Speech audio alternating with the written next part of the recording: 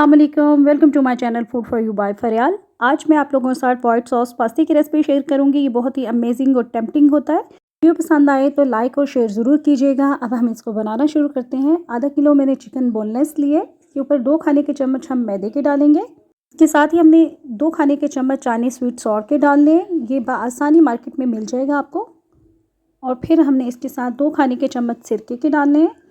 ये वाइट सिरका आप कोई भी सा भी यूज़ कर सकते हैं। 2 खाने के चम्मच हमने इसमें सोया सॉस डालना है। अब हम इसमें एक फेंटा हुआ अंडा शामिल करेंगे और इसको हमने फिर अच्छी तरह मिक्स करना है। नमक और मिर्ची शामिल नहीं करेंगे क्योंकि जो चीज़ें पहले डाली हैं उसमें हैं। अब इसे 20 से 25 मिनट के लिए मैरिनेट होने के लिए रख देंगे। गरम पैन में हमने तमाम सब्जियां इसमें डाल देनी है और उसको स्टीम करना है।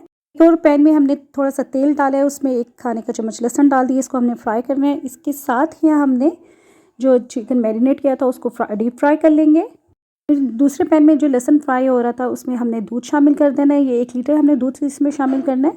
उसके साथ ही हमने 1 पैकेट क्रीम का डाल देना है। फिर इन तमाम चीज़ों को अच्छी तरह हमने मिक्स करना है। इसमें काली मिर्च शामिल करेंगे, सफ़ेद मिर्च डालेंगे और ऑरिगानो का डालेंगे। इसको मिक्स करेंगे।